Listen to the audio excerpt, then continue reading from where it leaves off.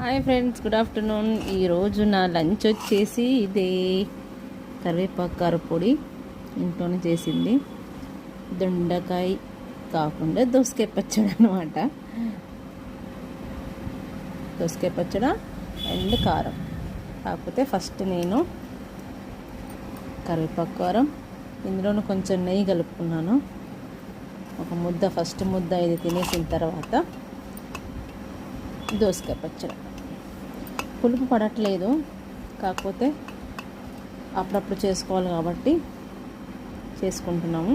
కరివేపాకు పచ్చడిలో